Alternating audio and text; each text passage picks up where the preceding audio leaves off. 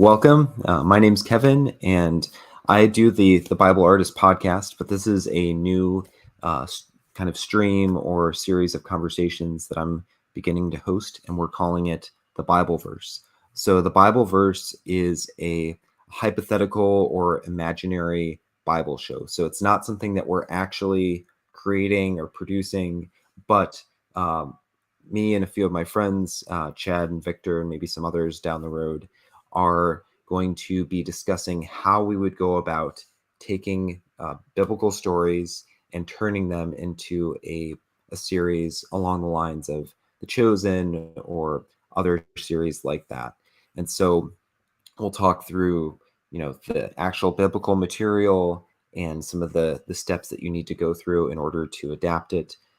We'll talk through different characters, the storylines, different things like that, as we are kind of dissecting this material. And so, we think that it's a process, even if we don't get to the final product, it's a process that is inherently valuable because it helps us dig into scripture more and understand it at a deeper level.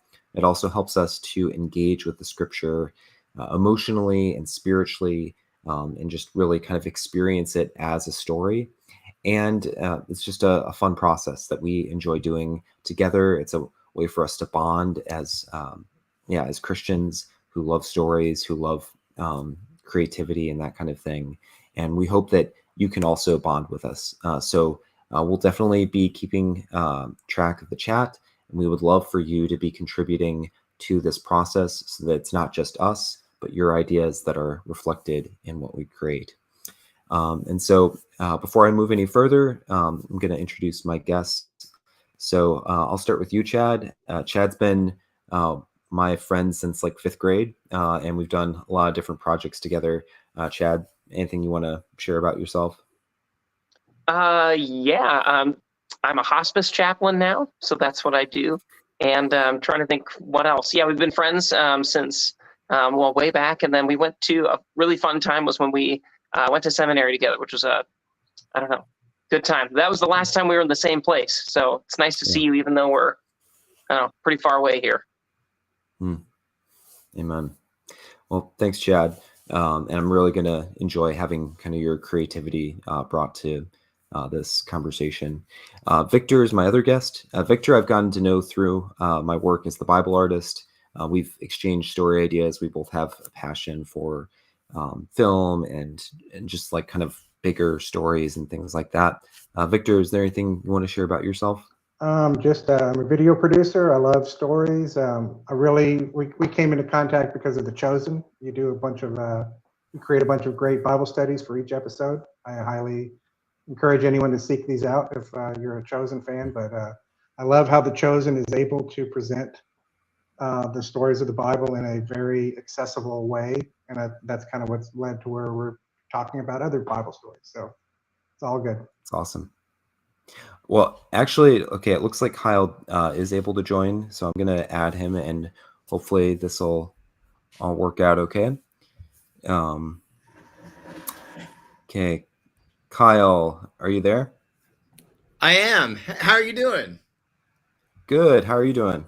Great, thanks. Are we live or is it a warm up?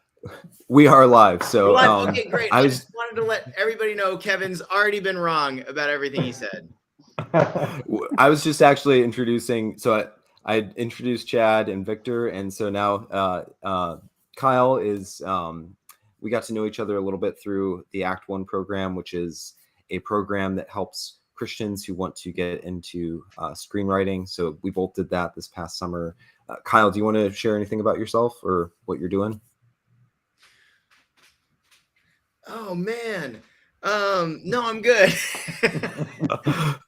Sorry to put you on the spot. Like as soon as you joined I'm writing us. a script. I'm writing a script, and I'm struggling with it mightily. It's like I'm wrestling. It's tough. You know how it goes. But that's where the juice is. You fight, and then finally God breaks your hip or something, but then you get a blessing. So, well, hopefully that this process, like sometimes, like when you're working really hard on one story it helps to kind of get a little creative break and work on something else. So maybe this will, Right. help you spur on some ideas. I'm excited about this. So is Diana. Diana's my wife. I told her a little bit about what was going on. She's like, cool. Sounds really good. So yeah, I'm excited. Nice. Am I super close up to you guys too? A little Or bit. is it like my chin to my forehead? Yeah, we're getting like your face, but that's okay. Sorry, I don't know why that's the case. That's okay. Yeah, right. Yeah. No worries. There you go. Okay, so before we get into kind of this episode, for those of you, most of you probably didn't join us last episode because the recording was horrible. I was using an application I didn't understand and it didn't work out very well. So far, it's looking like this one is going to be working better. But because the recording was bad, I'm guessing that most people won't have kind of listened through that. I did do a blog post on the Bible Artist blog where I kind of talked through some of the stuff that we discussed, but I thought really quickly we could share. So during that conversation, it was kind of a pre-discussion where it was Chad and Victor and I, and we shared some biblical stories that we thought would be interesting to adapt into a TV show. And so we each shared 2 or 3. And then at the end, we kind of narrowed them down and we landed on one. And so I thought we could go back and share each. We'll just do kind of one idea each that we shared. So Chad, I think I'll have you go first and then Victor, and then I'll share mine. Yeah, I thought of Jonah, which I don't think would necessarily make for a good long series, maybe a season you could stretch it out into. But I like the idea of the anti-hero, the bad prophet Jonah. I thought of it being, because I think the book is satire, I would want a show to be, for it to be satirical and for it to be something, satire is good satire. It's like a mirror for the reader. And so it should be a mirror, not just for,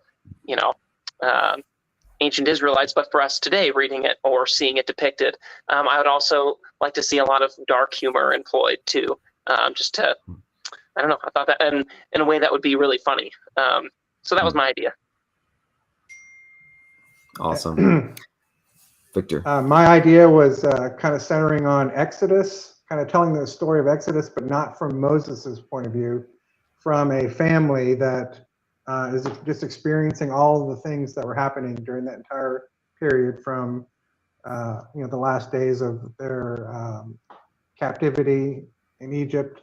And then we follow them as they go all the way through. They're in the desert. We get to see Moses off in the distance, coming in and telling them things, and they're having to deal with it as a family as they experience all of the stuff from Exodus. And we just kind of get to see all of these things, what it was like for the regular person to experiencing these huge events, but not necessarily being the ones that are controlling them.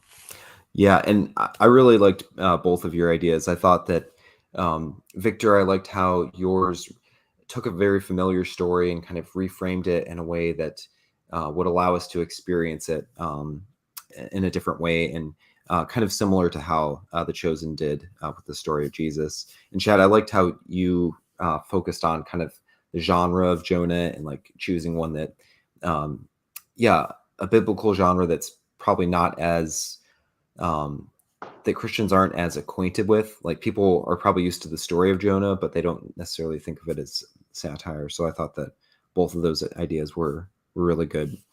Spoiler though, we ended up going with my idea. I promised that I didn't put a thumb on the scale or anything for myself, but so the gist of my idea, and we'll be spending kind of the rest of the night expanding out on this, is that we would focus on the story of David when he's in the wilderness on the run from Saul, but potentially we don't have David as kind of our point of view character, but instead we choose one of the outlaws or kind of the down on their luck men as our point of view character. And we see these different events as David is kind of like this almost Robin Hood ish character who's leading this band of outlaws in the wilderness, trying to kind of do good, but getting pursued. And we'll get into a lot of the different details of that story. But yeah, that was kind of the gist of mine. Kyle, I'm curious, since you weren't here with us during the initial conversation, do you have any feedback or thoughts on kind of the ideas that we shared?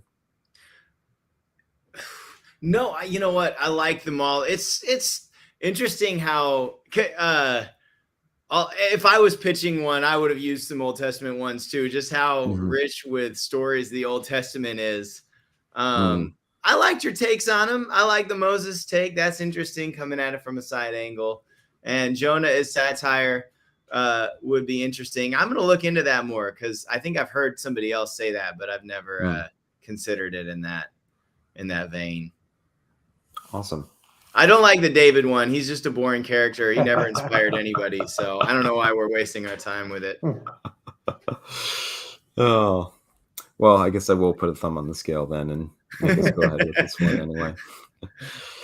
Okay, so we're going to be tackling a lot of different stuff with the David story, and eventually we're going to get into actually kind of like plotting out like how would a season unfold based on the different. There's a lot of different episodes during this period of David's life. There's like the story of one of my favorite stories. I did a narrative sermon on this before. It was basically like a little play, but it was kind of sermonic too. Is the story when Saul goes into a cave to go, take a dump, and David happens to be inside the cave, and his men are telling him to kill Saul, and but David has his conscience speak up, and he decides not to. Anyway, there's stories like that. There's another one that's very similar to that where David goes at night and almost kills Saul. There's the story of like Abigail and Nabal. There's some different things that happen with the Philistines. So there's a lot of things that are going on during this period of David's life. I think there's plenty of kind of episodic material in there for us to work with. But before we get into kind of the actual plot of our story, there are various different kind of questions and challenges that I think we'll have to think through. I wrote a few questions down here, and if any of you guys have additional questions or additional challenges that you think we'll need to think through before we can kind of get into the real meat of the storytelling, then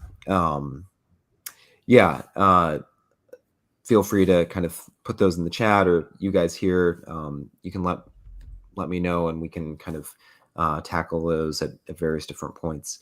So initially, the first thing that we're going to get to talking about is how this story fits into the overall biblical story, especially the Old Testament. We'll talk about how this season of David's life fits into the book of Samuel, which is where the material comes from, and how our specific story fits into David's rise to power. So there are a few different stages of that. So we'll go through that in a little bit after I get through some of these questions, or not after I introduce some of the questions. We'll talk about some key conflicts and what's at stake in them. We'll talk about the tone of the show and how we kind of match the tone of the material. We'll talk about key characters, and there's a lot of characters that are in this material, and so it'll be interesting to kind of tease out characteristics about them, questions that we have, things that we will want to keep in mind as we are telling our story. We'll also want to talk about our specific protagonist.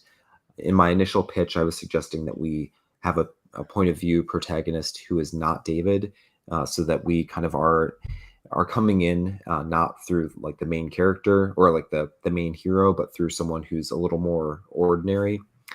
And if we do that, then we'll have to kind of develop a backstory and think about his relationship to other characters. We'll also want to think through things like the religious and the political and the economic situation at the time. And then there are a few kind of like challenging issues in this material associated with it, being in the Old Testament. So like David has 2 wives during this season. We'll have to think through, like, do we want to depict him having 2 wives? And if so, like, how do we do that in like a way that is nuanced, and how we kind of portray that. How do we deal with like violence, especially when is how much of the violence are we supposed to condone? How much of it are we supposed to question? And also kind of supernatural elements. David inquires of God, and we'll have to think through like how we depict that. Saul, gets tormented by evil spirits, and we'll have to think through what that means. We'll also want to think through like, do we want to have a frame narrative that kind of, so like a story that surrounds our story, maybe kind of in the opening and closing of each episode, and then we'll eventually get into talking about how do we want to start season 1, where do we want to end it, kind of where should the middle point be, things like that. Any other questions you guys want to throw out there that we'll want to kind of discuss as we are kind of getting our grips on the story? Who do you want to cast as David? Is there anybody off the top of your head? So that's definitely something I want to get to eventually, probably once we've sketched out the actual story. I think we could do like a fantasy casting toward the end once we like have a better picture of David and of some of these different characters. But if you have a suggestion you already want to throw out, feel free. I don't. That's just the first thing that comes to my mind. We've got a guest on our YouTube channel, and he is suggesting Michael Fassbender. That would be interesting. David's like what, 20, mid late 20s in this era? Yeah, that's my only hesitance. I think Fassbender's a little bit older than we probably want David. I could almost see him. I wonder if I could see him as Saul.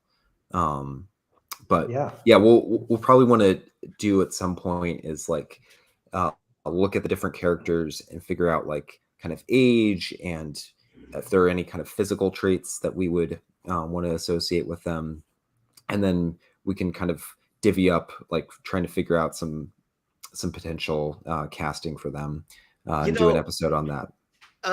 Matthew from The Chosen would be a good nomination. Oh yeah, for like for David. Yeah, for David.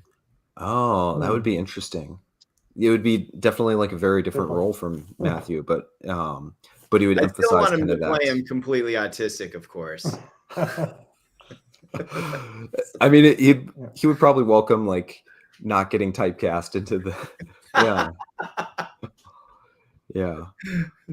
Oh, that's a good point. So I don't know if this is a question so much as a consideration that maybe we could think about is something that you never see in most Old Testament stories is a like a direct connection to Jesus or the New Testament. I think there might be an opportunity to like, not explicitly say, oh, this is a parallel, but just kind of really lean into that when possible to, just to say that these two stories are connected in a lot of ways. Yeah, definitely. So actually, so I referenced how I did like this. It was kind of a sermon, kind of a play based on that story of Saul relieving himself in the cave. And that was something I really thought about is like, how can I, especially because I was trying to keep within the frame of the story. Like, so I wasn't preaching like third person. I was preaching as if I was like David to the audience. And so I had to think through like, how can I point forward to Jesus? Because I think that's like a important way we as Christians interpret the Old Testament without like breaking the frame. And so what I did there is I did a lot of like, I'd like import back in some lines or quotations from the New Testament, but put them in the mouths of characters so that like the viewer can like see like a connection between like, so I think one of the lines that I did was I had David say, "Get behind me, Satan," to some of the guys that were trying to get him to kill Saul, so that people can see like, oh, David is like kind of foreshadowing Jesus and in his manner. So that would be a good, we should definitely add that to this list of challenges or topics that we'll want to discuss. Cause there are probably several moments like that where we could be foreshadowing or showing kind of how David is a type of Jesus. So, and James in the chat, he notes that kind of in defense of his Michael Fassbender casting, that people aged a lot faster. So we'll also want to, we can think through like, how is aging different? So lots of different things for us to discuss. If that's the case, then I'm going to go Nick Cage.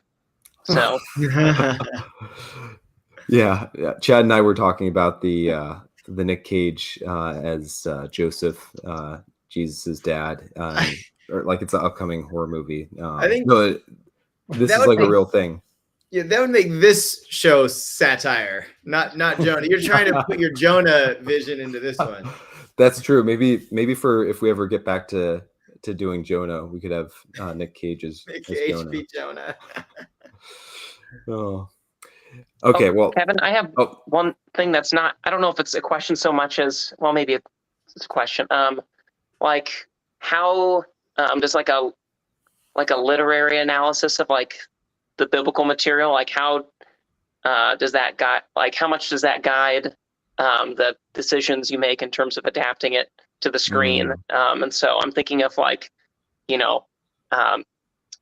don't know if it's recurrence, but just the idea of like having stories that are very similar that seem to recur or repeat, and or certain images or words that pop up now and again. I mean, when they pop up, does that mean that like you really should find ways to tie in the other stories where it pops up, even if it's outside kind of the formal bounds of the period we're working in? And so that's one of the things I kept thinking about when going through Samuel was like there's a lot of you can't just take like a small section so easily because there are lots of tie-ins before and after with stories.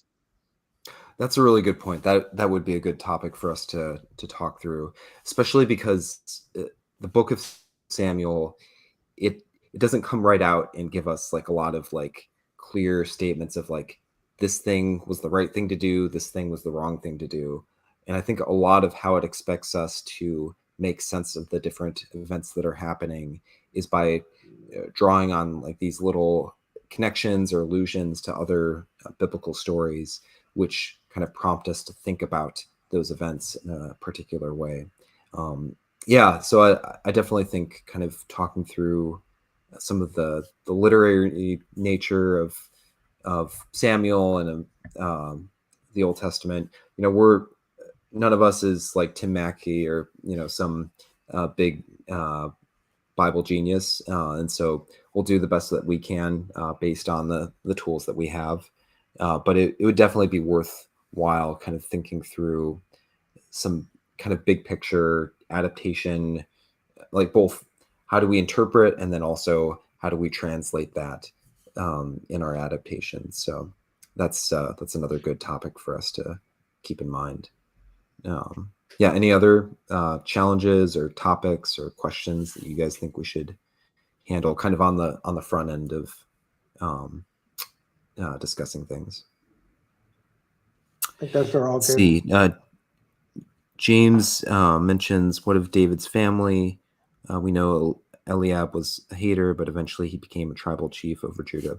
Yeah, so that'll definitely we'll be talking about characters. And so one big thing about First Samuel is that there's like, if you just kind of read through, it's especially easy for us, if you're just like kind of reading through casually, to miss some of the meaning of the story, which comes out of the familial relations, which are kind of hinted at, but you have to like read very carefully to pick up on like, oh yeah, like that character is actually David's cousin, and that character is actually this person's cousin. So we'll want to think through family relations and kind of how that plays a role in the characters and the way they get along and the different actions that they take. So cool. Well, let's get into kind of one of those first topics, which is placing our story in the kind of bigger picture of the Bible. And so this is going to be like a very big picture overview. If you're not very familiar with the Old Testament, then I'd suggest like probably other resources for like getting a bigger sense of the story of the Bible. But this is just kind of broad brush strokes. So Bible starts out with the creation narrative, Adam and Eve. God calls them to be fruitful and multiply and rule over the world. But instead of kind of fulfilling their calling, they sin by taking the forbidden fruit, and they get exiled from God's presence. And their descendants get kind of more and more sinful until eventually the flood comes and it wipes out humanity, except for the family of Noah, which is kind of this one remaining family that's a descendant of Adam's faithful son Seth, and they are kind of this family that continues to believe, and they built the ark. But after the flood, Noah's sons are not perfect, and things kind of start over again. Sin continues after the flood, and eventually a city called Babel is created, which is this kind of negative, kind of the opposite of what God intends. And God eventually calls Abraham out of his home and calls him to the land of Canaan to kind of start a new humanity there. And there's Genesis covers kind of the various different the kind of the family drama of Abraham's family, leading up to when they eventually go down to Egypt because of Joseph. And then while they're in Egypt, they get enslaved for hundreds of years. And then we pick up with Moses. God calls Moses to lead his people out of slavery through various different miracles and things like that. 10 Commandments, or the plagues, and the parting of the Red Sea. They go to Mount Sinai. They get God's commandments, and they're called to go into Canaan, where they can live a fruitful a fruitful life. And Moses' successor, Joshua, leads them in because Moses can't carry it out. But after a couple generations, when they enter Canaan, they start to drive out some of the people that are there, the Canaanites, who are these ungodly people. But eventually they start to kind of intermingle with the Canaanites, and they aren't able to kind of completely drive them out like they're supposed to. And so there are these cycles of God raising up a leader who helps them kind of start to push out some of the Canaanites. But then the people eventually get complacent and they fall back into sin, and it kind of repeats over and over until where our story takes place, which is when the people are asking God for like a permanent king. And the first king is Saul. He'll feature importantly in our story, but we won't like cover kind of his rise to kingship. And eventually Saul is taken over, his kingship is removed from him, and it's handed over to David. And that'll kind of be right around where our story is taking place. And we'll get more into that in a second. And then David has various sons, and they kind of get progressively worse. His first son, he makes the temple and he does a lot of important things, but he also brings in foreign gods. And eventually, as a result of David's sons kind of misleading the people, the Israelites are led into exile in Babylon. Kind of the temple's destroyed. Things are kind of wiped out in the promised land. But then, as the prophets predicted, after 70 years, God's people are able to return to the land. But there's this sense in which, even though they've been able to return physically, the kind of the fullness of what they once had has not returned, because there's kind of a continued sin, which is not being repented of. And that then leads us into the New Testament. And I'll kind of stop there. I won't get into all the details of how Jesus kind of responds to the exile of God's people. Okay, I've been talking a while there. Is there anything people want to kind of throw in just about kind of big picture Old Testament stuff and how our story fits in? Not so much how it fits in, but maybe just, how much are we going to try to set this kind of stuff up? How much backstory do we think we need to put in there, or do we just want to just, we'll be talking about that, but like, where do we want? How much do we want to say ahead of time? Yeah. How much do we want to set up and let everybody know about this history? Because there's a lot of it. Yeah. Yeah, I think It can be the big picture. Thinking as if this is a show from a Christian perspective, or not that it would just be for Christians, right? But if it's written by those who are Christians who look to these stories as pointing to Jesus, Jesus is, there's a theme in the Gospels and Jesus as the son of David and coming from the line of David, and so thinking about obviously you want the message of these of the show to reflect faithfully the message of the books of Samuel, but we also wanted to. So I wonder if that would be a fruitful place to. I don't know about starting there, but really factoring in, what do we like? What's the show can have a number of messages, but like a big one might be like, what do we see in David that has continuity with Jesus, and then discontinuity where, where it'd be pointing to something more and further down the line. Does that make sense? Yeah, because like a lot of what the Old Testament is doing is, on the one hand, setting David up as this type of like, this is kind of a what we want in a king, but at the same time also pointing to like, but not exactly, because there are a lot of flaws in who David is. So like, how do we kind of like show, highlight kind of those ways that David is, kind of establishing a mold for the ideal king, but at the same time also falling short of that in his weaker moments. Is that kind of what you're getting at, Jen? Yeah, or maybe the effect of the show being that like it would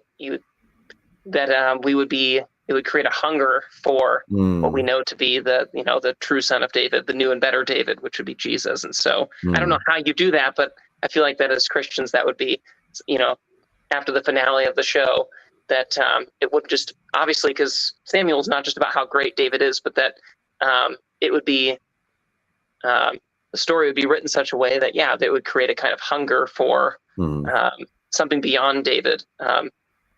Yeah.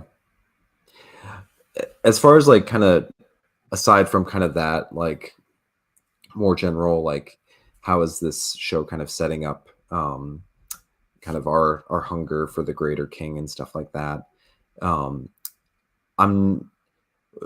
guess we can discuss like down the road, like, do we want to start out with like like Fellowship of the Ring, where we get like this, I don't know how long exactly, like the first few minutes of the movie are kind of this is like this big prologue highlighting some of the key historical context for what we're seeing.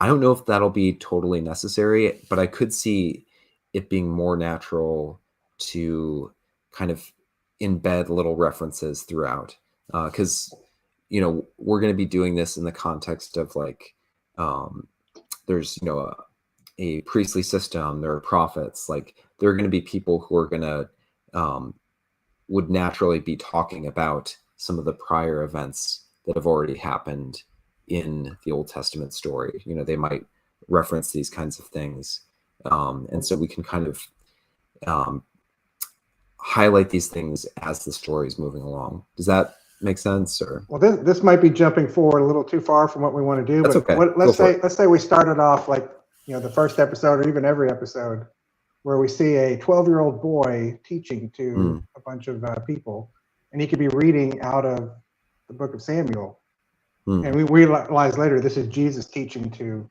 people. But he could be highlighting some of the things that, we want to make that connection to where we realize that this is, that Jesus is considering all these stories about David important enough to know about. Yeah, whatever we do with like the frame narrative, if we do have a frame, that could be an important factor. So yeah, like if we have, like, we could have Jesus as like the frame narrative, whether it's Jesus as a little boy or Jesus talking to his disciples. That would be one potential direction that we could use to kind of more explicitly kind of draw some of these connections or highlight some of these things. That's a good idea that we'll definitely want to kind of process through more. I think maybe as we kind of develop the story, we'll get a better sense of like what would be kind of an appropriate frame based on kind of what we've come up with so far. So yeah, I like that. I generally like the idea of using the frame to highlight some of the kind of big picture stuff. Yeah. Kyle, you just had a expression. I'm not sure if that was in reaction to something I said or. Oh no, sorry. Been a long day. I will admit I yawned a little bit. I'm not No because worries. I'm bored. Okay. Yeah. Any other thoughts on kind of how our story fits into the Old Testament, or how we'll kind of highlight that? Cool. Well, we can always come back to this kind of thing as things move along. But so as far as the book of Samuel, I've divided it up into different segments. I don't know if these are the segments that you would get if you were looking through like a real commentary, but from like a storytelling perspective, these are kind of some of the divisions that made sense to me. So the first few chapters of Samuel, you get kind of the famous like calling of Samuel, where God is calling to Samuel and Samuel doesn't realize that it's God. But at the same time, you're also seeing the fall of Eli, who is the priest and who has these like corrupt sons that he's not able to rule over. So it's got kind of the fall of Eli and the rise of Samuel at the same time. And that kind of sets up a pattern of throughout the story, we get various different like people rising and other people falling kind of at the same time in parallel. So the first few chapters are kind of Samuel rising, but then the people start to get tired of Samuel, not because Samuel is corrupt, kind of contrary to the situation with Eli, but more just because the people are getting frustrated. They want a king to go before them and lead them in battle, and not just to have to rely on a prophet. So that's kind of the downfall for Samuel. And in response, Saul is able to rise as this kind of impressive looking king. And so we get a few chapters where Saul is mostly on the rise. He does some heroic things. There's a lot of interesting things about kind of Saul's arc that we won't get into. Yeah, definitely early on, there's some complexity over like, how much does Saul actually believe, and why does God kind of reject him as harshly as he does based on some of the mistakes that Saul makes. But again, like maybe we'll get to those in like flashback or, people discussing some of these kinds of things, but we probably won't depict those scenes directly in our story. Where our story will really focus is on kind of the fall of Saul and the rise of David. So Saul, there are several different kind of sins that are highlighted as like the reason that God rejects Saul. They all have to do with either like Saul like not waiting on God, or Saul not kind of obeying the directives that he's given. And so eventually God has enough. He rejects Saul as king through the prophet Samuel, and Samuel is sent to anoint David. And then from then on, we kind of see David on a positive trajectory, moving. He goes through difficult points, but he's kind of constantly moving in the direction of kingship. And kind of the high point of his kingship eventually comes after Saul dies, and eventually all the tribes unite under under David's leadership. And eventually David conquers Jerusalem. He brings the ark in. Things are looking great. He's defeating all the kind of surrounding nations. But then he falls into sin himself. And that's the famous story of David and Bathsheba, which I'm not planning on depicting. But I mean, in theory, you could, this series could potentially keep going to that point. But I do want to kind of like set up that moment. So like one of my ideas that we'll get into later on is having Uriah the Hittite, who's the husband of Bathsheba that David murders, having him be like an important character, so that we're like kind of constantly thinking ahead to what's going to happen. But anyway, so David, he makes that big sin. He is forgiven by God, but kind of all the fallout of that sin and other different mistakes that David makes and some of the sins of his children, eventually kind of it leads to David's son Absalom doing a coup and trying to set himself up as king. And initially it's looking pretty good for him. David has to flee from Jerusalem with just like a small band of his followers. And Absalom is gaining power. But then eventually Absalom goes after David, and he ultimately is killed in the pursuit of David. So, kind of there's the fall of Absalom. I put rebels because around the same time, there's like, just after Absalom dies, there's another rebel that tries to prop himself up, but he's killed off pretty quickly too. And originally I was going to put the fall of the rebels, or the fall of Absalom, and the return of David. But then as I was kind of looking at the story, David does return to power like as king, but there's this sense in which the one who is kind of really growing in power during those last few chapters is his kind of top general Joab, who is a really interesting character. I'm really looking forward to exploring his character, because he'll be present in our story. But he kind of he does some really shady stuff towards the end of the book of Samuel. And then the last few chapters of the book of Samuel are kind of a coda. Like they break from kind of the narrative flow of everything that comes before, and they like jump back to previous periods in the book. So we might take some of that material as well, because there's a lot of material about like David's mighty men. So like we might want to draw on some of the characters that are described there, or even some of the heroic deeds that are mentioned there. But yeah, any questions you guys have about Samuel, or things that you just want to draw attention to? Because I know some of you guys like tried to read through as well. I think it's all stuff we can get to when we're breaking down the story. Yep. Cool. And then kind of zooming in even further. So during kind of the rise of David, there are different stages. So the first stage is David rising, like kind of his initial triumph over Goliath, and Saul starts to become jealous. And there's like a little bit of back and forth where like Saul get jealous, he'll get mad at David, but then he'll regret it, or David isn't sure if Saul is actually trying to kill him.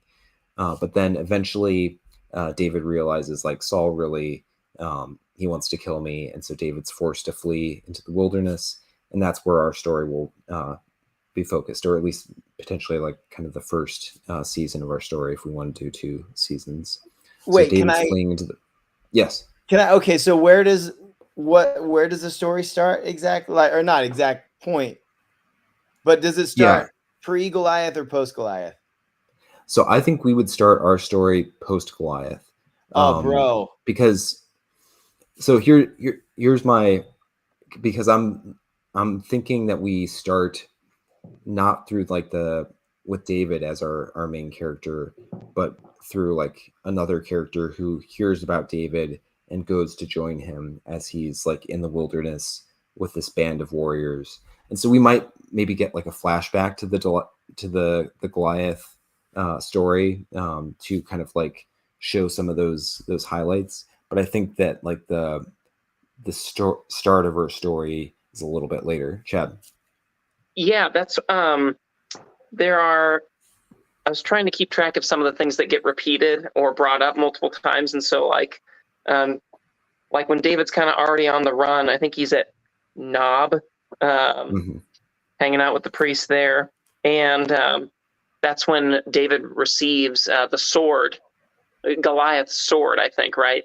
And so that could be. I like the idea generally of like employing flashback, and that would be like one potential point to flash. Like that would be pretty early on in this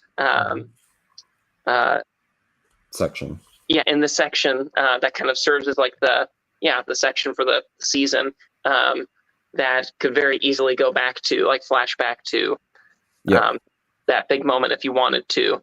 So there are opportunities at later, like in these chapters, to go back to early chapters that are actually very organic to how the story is told.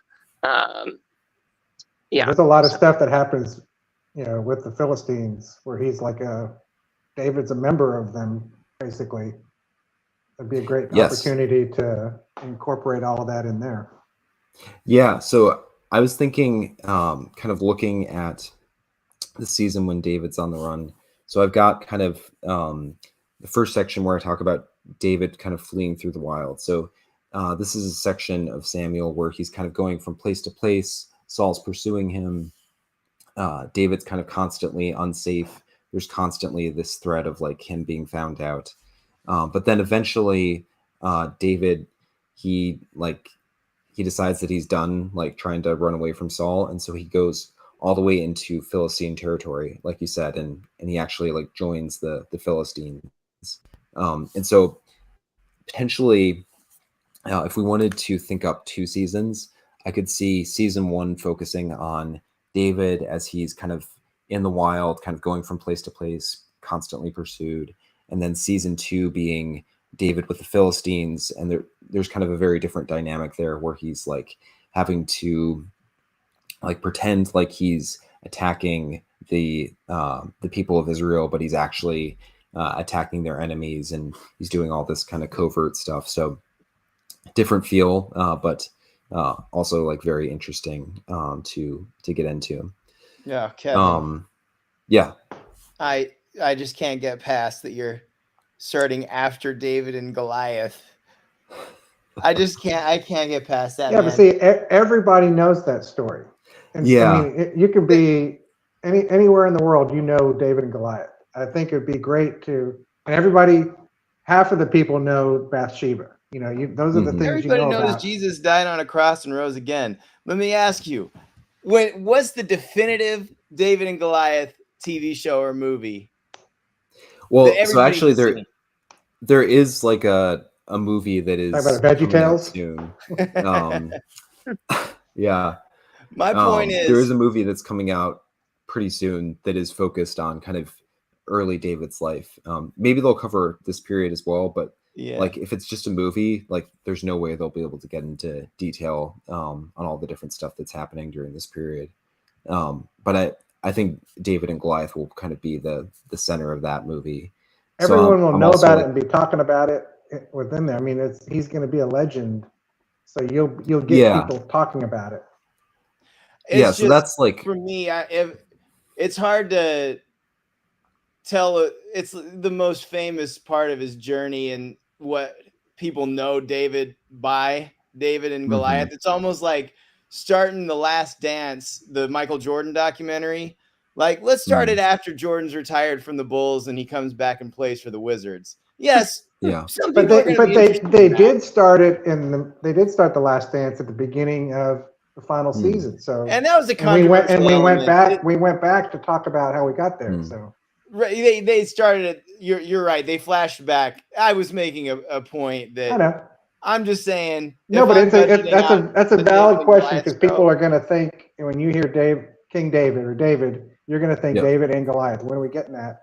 And I think we could either have fun with how far we push that off or how we present it, or that could be. For the record, I would watch a docuseries on Michael Jordan with the Wizards. Well, you might be as much of a fan of Michael Jordan as I am. I read the book on his stint on the Wizards. I'm just saying, if I'm a money man here, I'm like, man, if you're cutting David and Goliath out from the beginning of this, then I'm cutting out $10 million of the budget here. Like, that's what people want to see is David and Goliath. What if we make this the season finale? What if we put it in the season finale? Yeah, build up to. I could even save our money for the big finale. Yeah.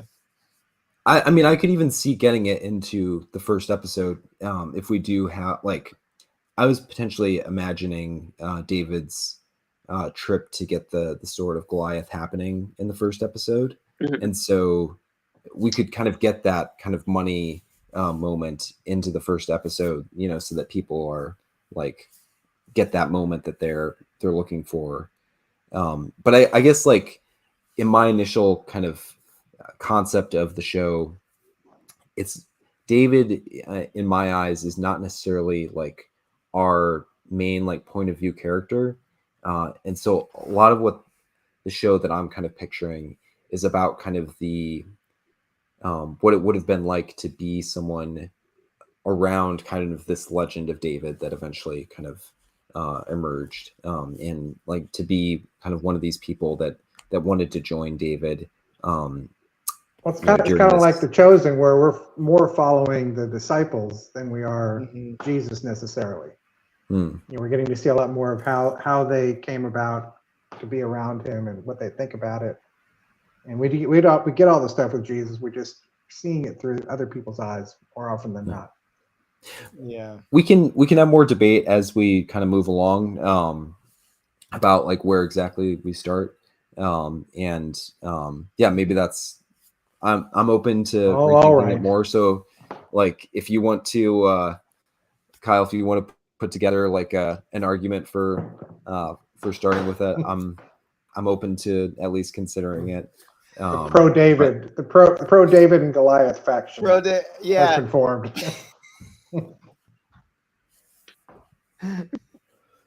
Sorry. I'm not trying to hate on your idea. It's that's okay. The most dramatic and fascinating part. So to cut it out, it's just ruthless. If we do a Goliath, what part of me, like, this would justify it in my mind. I've got a controversial take on Goliath's death, which Chad and I, we got it from one of our professors at seminary. And that is that Goliath, when David hit him with the stone, he didn't hit him in the head. He actually hit him in the shins and like kneecapped him. And then like Goliath fell over and David killed him with the sword. Because like the Bible definitely says that David like eventually like went up with the sword and chopped off his head. But there's kind of a debate over like whether when it talks about the stone kind of hitting Goliath in the forehead, whether the word that is translated as forehead could actually be either like mistranslated or maybe like a textual kind of like corruption of the word for shins. So hold on, I'm fascinated about this. So in this scenario, a 12-year-old boy claps a guy in a kneecap with a stone. He falls. The giant. He falls over. Still, the bigger they are, the harder they fall. Right. Does he hit his head on the ground or something? Because if there's a giant with all this muscle getting approached by a 12-year-old, I don't think that guy's gonna get his head cut off. So I think one of the arguments that our professor made is that like when we think like David with the stone, we think like slingshot, like tiny little pebble. But like back then, like, you know, they would have been like a sling was like not like a slingshot. It was like something that you had like a decent size like rock that you would be throwing. Cool. And so actually like if David hit Goliath's head with like a rock at the speed that you would get using a sling, like Goliath's head would have like exploded basically, and there wouldn't have been like a head for him to carry back. This is what you need to do, man. You need to have it like blast off the top part of his head, and then he chops off like the neck up to the stomach. It'd be super gory. That's what that'll be another do. question that we'll get to on the tone bit. But anyway, so like if David hit him in the shin, it probably wouldn't have just been like a ouch, that hurt, but it probably would have like destroyed his shin, so he would have been in like crippling pain from. Anyway, whoever came up with that theory is boring. Let's ignore them. Exactly. Well, I like it because like then like David going up and cutting off his head is like there's like more like that's more like of an action. It's not just like Goliath is already dead and then David just like goes up to a dead corpse and cuts it off, but like he actually is finishing him off. Anyway, we don't have to get bogged down in that. Okay, back to the rise of David, just really quickly. So there's going to be this period where David, he's in exile. He joins the Philistines. Saul ends up getting killed by the Philistine army. And then David returns after that.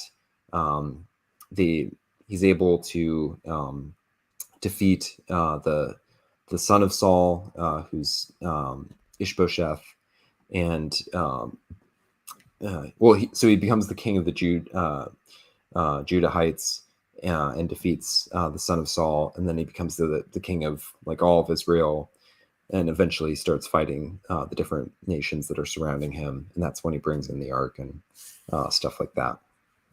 Anyway, so that's just kind of overview of the rise of David.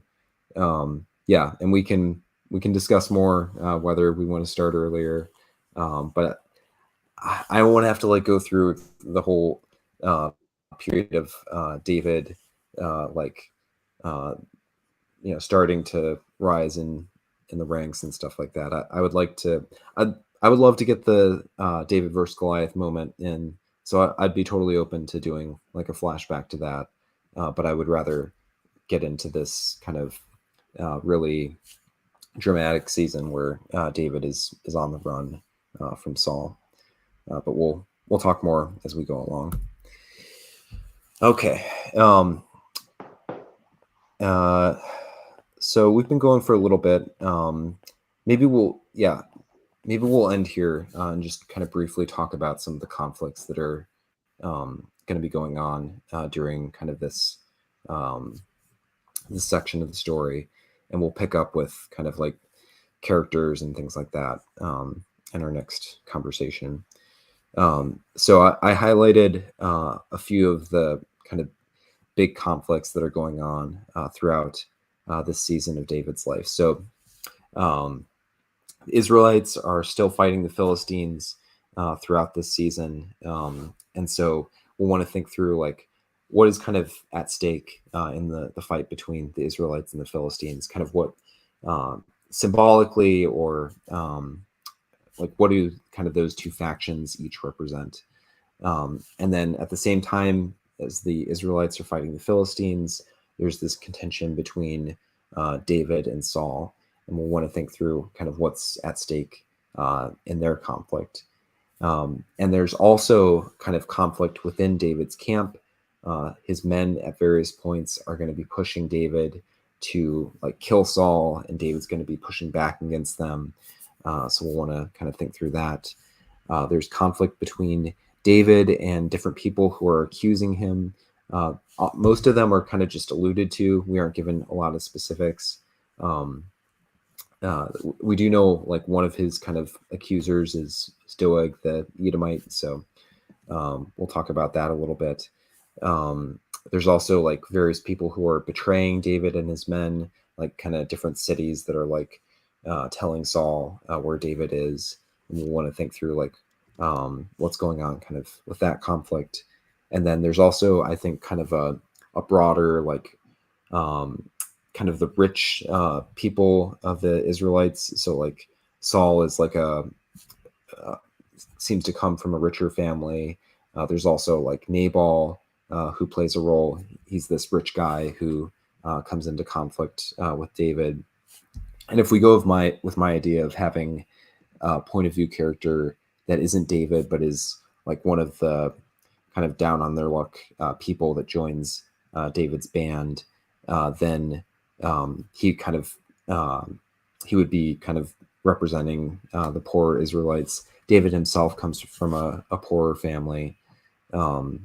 So that was a really quick overview, but yeah, do you guys have thoughts on some of these different conflicts based on kind of as you were reading through kind of what would be at stake in these, or kind of what Well, the different especially if sides you're would if we're gonna be represent? going with people that aren't David as the main character, it gives you a lot of opportunity to really have people questioning his decisions. Because like, you know, like not killing Saul. I mean, that's the obvious thing that everybody would be saying, you've got to do this.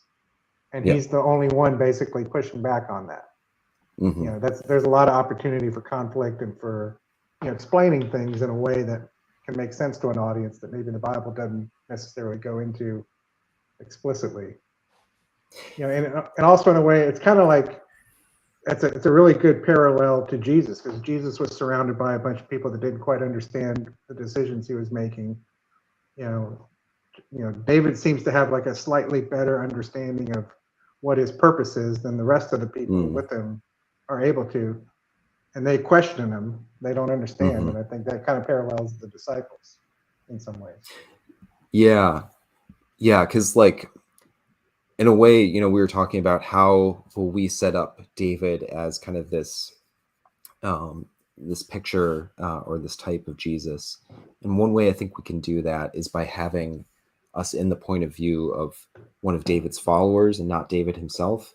Because if we're in the perspective of a follower, then the question that we're asking isn't like the same types of questions that you're asking as David. The question you're asking is like, what kind of leader do I trust? Do I trust, you know, David, even though he's asking me to, even though he's not killing Saul, even though he's kind of acting in this this manner of like trusting God and not taking retribution into his own hands? Or do I want to trust the Saul type of leader, or, you know, even some of the types of leaders that there are among David's men, like Joab, these men who, you know, are very, you know, want to seize power and do things themselves. Chad, did you have a thought? Yeah, I have two thoughts, not necessarily related. One is, I wonder, is it appropriate to think of a conflict as between God versus Saul? What do you think? Yeah, that's true too. I thought about putting that on there. The only, I guess it'll be a question of like, is Saul like one of our main characters that we follow?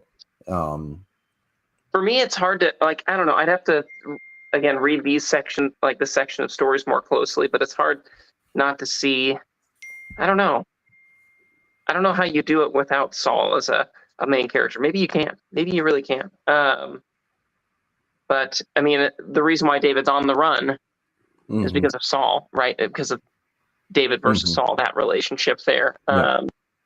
I also just want to throw out this idea before I forget it, as far as you keep mentioning, like having another character who's maybe like the main point of view, who's not David. And just one interesting idea, as far as you could just make up a character whole cloth, right? But you could do the, right, basically David, what triggers him into going on the run is that that scene with Jonathan, right? And there's that, it's again, the details are escaping me, but it's something where Jonathan, he's going to give a sign to David based upon him shooting some arrows into a field. And he has like some boy, I think, right? Some young lad, like, go fetch the arrows. And it would be kind of interesting if in the story, like the boy seems like maybe oblivious about what's going on there. But it would be interesting if, as David's, you know, parting, that the boy actually is kind of hiding in this, like, behind the scenes, and he sees what's going on and he follows David. That could be kind of interesting. anyways, I'm just throwing that out there as a potential Mhm. candidate for Mhm. characters per I point of like view. that. That's definitely like the kind of thing that I would love to be doing, is like finding those like little bit characters that we could highlight. And we don't have to have just like one point. Like we'll probably have a main like central character, but we'll probably have a handful of, most like long running series, they have a few different point of view characters that we follow. And so potentially you could even have that character be a point of view character within the kind of the court of Saul. If we don't want Saul to be, if we don't want to be like in Saul's shoes, we could have someone in his court who is like watching different things unfold there. Well, that could be Jonathan. Jonathan's going to be there True. a lot of it, and they're gonna run into each other a few times at least. So Yep. You guys, I gotta take off. My apologies for leaving early. No worries. Thanks, Kyle. Definitely. man. Thanks for having me on. Yeah. Great time.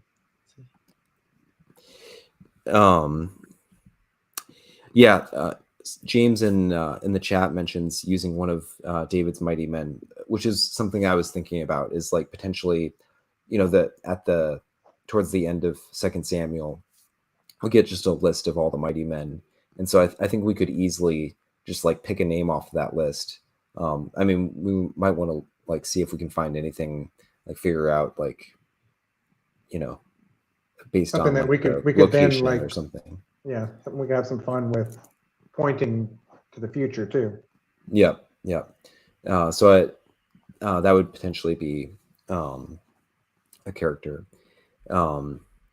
Anyway, going back to the conflicts, I just wanted to kind of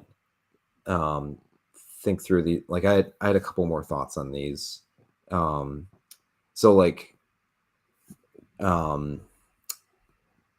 I think like a lot of these kind of map onto each other. So like potentially like the David versus Saul, in a way could connect to the Israelites versus the Philistines. Like you could have Saul and the Philistines, even though Saul is like the head of the Israelites.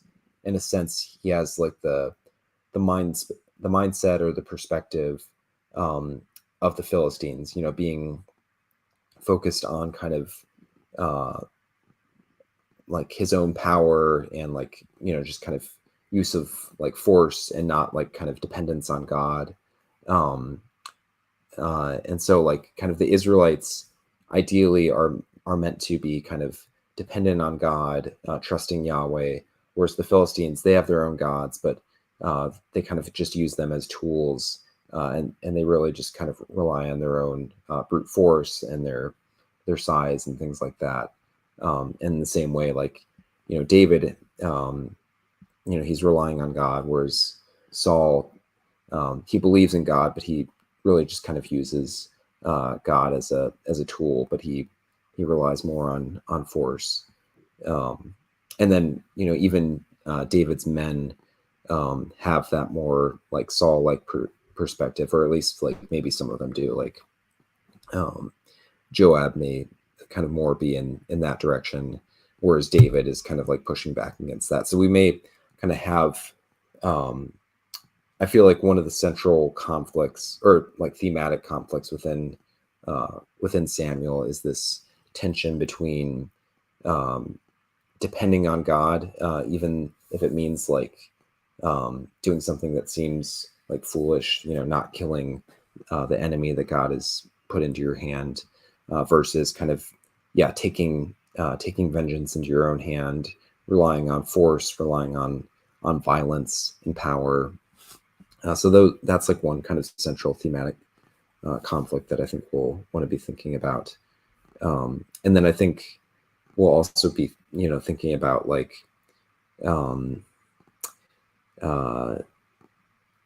ambition versus humility that might be at play with like the David versus accusers. The whoever David's accusers are, they could be trying to grasp after greater status in Saul's court, whereas David is humble. He's not trying to gain status, and he's just committed to the truth.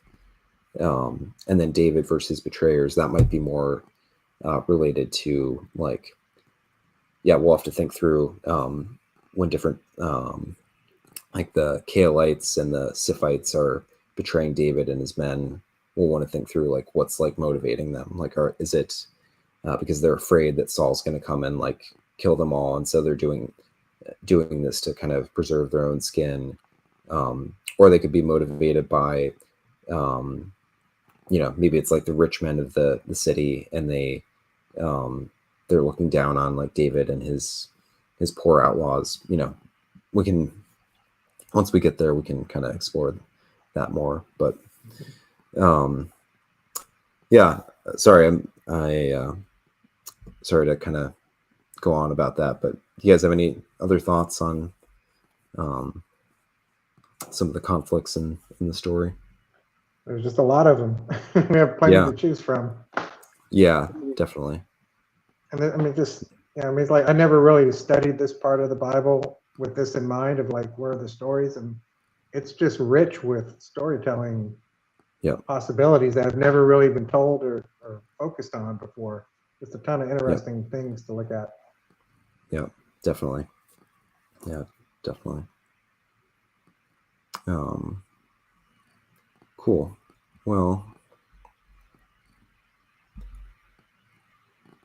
yeah.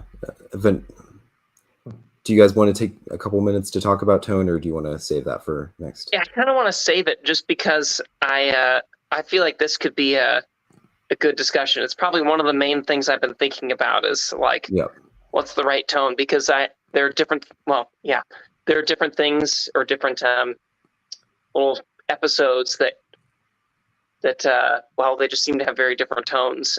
So like, that's. I'd like to save it just so that we can have enough space for it. Yep. No, that's good. I will. Can I also throw one other thing out there too that I'm like, it's like I have a hard time keeping all the stories straight, even in just this relatively short section of Samuel, and then looking at that slide of all these conflicts, it's like, oh, how do you like balance all these? And that's where Kevin, I'd probably honestly just lean on you with this. You're the most studied and well considered of this, but like. And again, this could be for maybe next time, but like, what do you feel like, or I guess if any of us have ideas, but I would just defer to you because for me, it's a big open question. Yeah. What are the big messages and themes? And then, because you kind of have to be picksy choosy, you have to, you're not going to get them all. There can be more than one message, more than one theme. There are. And so what are the, really committing to something we think is really there and picking the, a big one or a few that like and I think that ends up shaping the selection of stories and the way in which you tell them and the things that get emphasized. But until you do that, it's hard to, I think that you have to do that before you sketch out the plot. And so that'll be a big discussion, but I still don't have answers myself for those questions. Well, I think kind of like the way The Chosen knew going in that there were going to be 7 seasons long, and they were able to break up their story and break up the different themes that they wanted to tackle. We think we want to do a multi-season show, then we can say, okay, season 1 is we're going to focus on this conflict, and season 2 we can do this, and just kind of keep everything a little more compartmentalized a little bit better than trying to cram it all into one story or one season. Chad, were you going to say something else? Yeah, I just imagine that the creators of The Chosen, they probably thought through at the outset, like, what do we want people to like? What are the features of Jesus that we really want to highlight? And then have, they weren't just being like, oh, let's tell this story for this episode and then this story the next episode. But like, how can these stories that they select highlight these things about Jesus that they want to depict or convey? And so, yeah, definitely. Yeah, and I think kind of the reason I highlighted these kind of big conflicts is I feel like they're kind of a window into the themes. So like I think what I was trying to get at, and I might not have been too clear with this, is that I feel like one of the key themes, which is kind of highlighted actually through all three of these top conflicts, is like a thematic tension between kind of trusting in force, like in the spear and the sword, versus like trusting in God, and not taking matters into your own hands. In my eyes, that's probably the most important theme in this section of Samuel. And I think it'll really be highlighted kind of repeatedly. So Saul will be like the negative, kind of going in the wrong direction of that theme. And then David, he has some missteps, but he ultimately kind of makes the right choice with that theme. And then his men are kind of pulled back and forth between the right direction and the wrong direction. Can you say again, and then- Kevin, what the theme is that you see behind that? What was that? Yeah.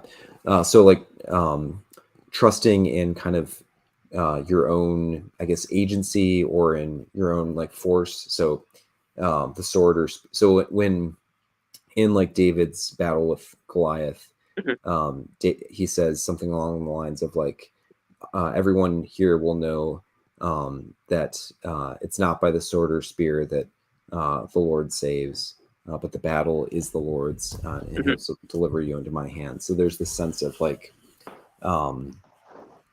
God is not dependent on us, like making things happen through our power and our physical might, or our clever stratagems and things like that. And we can, if we trust God, and are willing to do the right thing, even when it's like disadvantageous, like it's not practical or it's not pragmatic, ultimately he will provide, or ultimately he'll deliver us.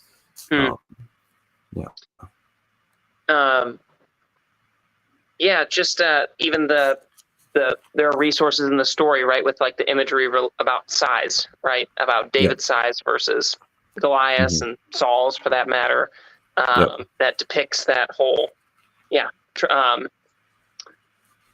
because they trust in their own might, which is connected to their symbolized by their size, and David doesn't have that, I guess, right? And so, anyways.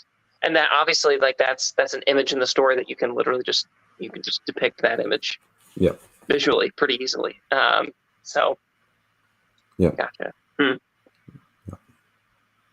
But yeah, we can dive into that more in our next conversation, and kind of think through some of those controlling themes. Cool. Well, thanks everyone for joining us. James, especially, we appreciate your comments and contributions, and anyone else, if you are listening to this later on, feel free to either leave comments or reach out to me at thebibleartist.com. Would love, again, for this to be a collaborative experience where we are talking about it, the few of us here on screen, but we're also engaging with a broader community of people who are in love with Bible stories. So thanks everyone for joining us, and Godspeed. Thanks.